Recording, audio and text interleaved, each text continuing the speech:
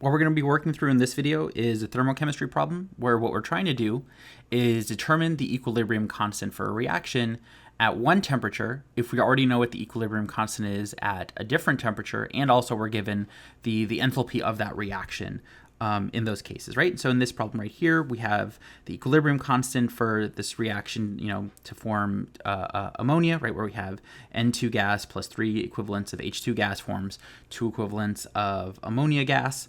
That equilibrium constant is 6.8 times 10 to the 5th at 298 Kelvin.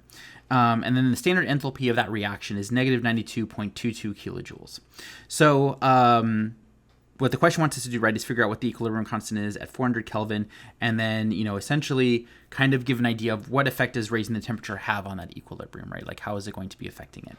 So in this case right here, right, the proper equation to use is kind of this, derived Van 't Hoff equation, right? So the Van 't Hoff equation is, the natural log is equal to negative delta H naught over R 1 over T plus delta S naught over R.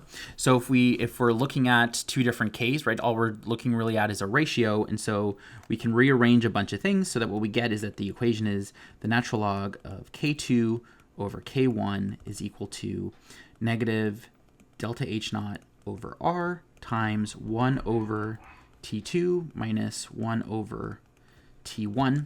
In this case, right, where K2 is the value that we're trying to get at, right? K1 is the one that we already know.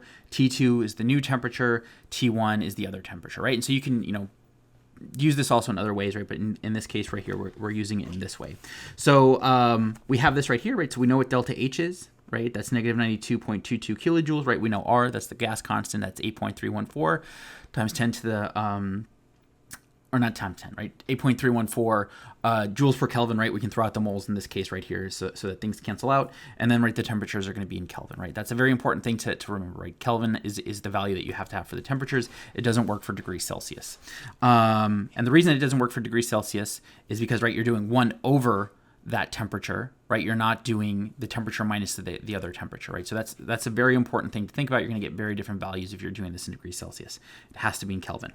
So we have this right here. So all we have to do, essentially, right, we can plug in the values that we have. So we have negative 92,220 joules in this case, right? And then, right, because I simply converted the kilojoules into joules, because then that way the 8.314 joules per Kelvin, right, things cancel out in that case, and then we have 1 over 400 Kelvin minus 1 over 298 Kelvin in this case, right? Kelvins cancel, joules cancel. We end up with something that's unitless, which is what we want to have for the natural log.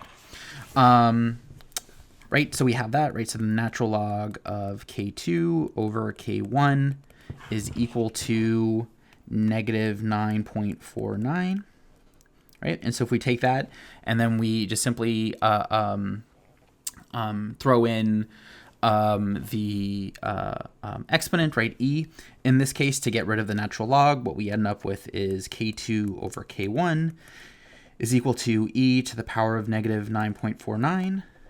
Right, we rearrange this. We have K2 is equal to K1, e to the power of negative 9.49, and we throw in our value that we have for K1, right, from right here. So we have 6.8 times 10 to the 5th, e to the power of negative 9.49, and we solve that. What we get is that at 400 Kelvin, right, the equilibrium constant is going to be 51.4.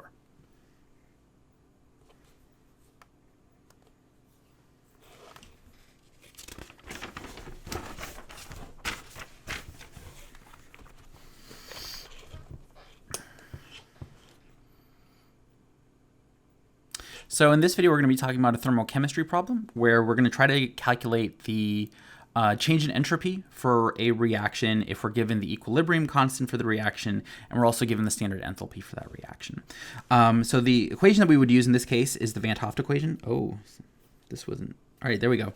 It would be the Van 't Hoff equation, right? So, right, that equation is the natural log of the equilibrium constant is equal to negative delta H naught over R times 1 over T plus delta S naught over R in this case right here, right? So we know K, that's 6.8 times 10 to the fifth, right? We know delta H, which is negative 92.22 kilojoules, right? We know R, that is in, it's 8.314 joules per Kelvin, right? And we're throwing out the moles in this case, right? We don't need it for anything because we're not doing this per mole, right? We're just simply doing it right here so that things cancel out. And so that way we can calculate then what delta S is. So if we take this and we rearrange this equation, right, what we get is, the natural log of K plus delta H naught over R times 1 over T is equal to delta S naught over R. And so then what we can then do now, right, is just simply multiply both sides by R. So what we get is R times the natural log of K plus delta naught over T is equal to delta S naught, right? So that's the equation. All we have to do now is just simply plug in the values that we have. And so we have 8.314 joules per Kelvin times the natural log of 6.8 times 10 to the fifth plus negative 92,220 joules, right? So I converted that negative 92.22 kilojoules into joules so that things cancel out properly and they're all at the right scale, over 298K, right? Over 298 Kelvin. And so we have that right there. We plug all of that in, we calculate it away, and what we get is negative 197.8 joules per Kelvin, right? And that is one way that we can calculate the delta S naught of a reaction, is if we know those values right there.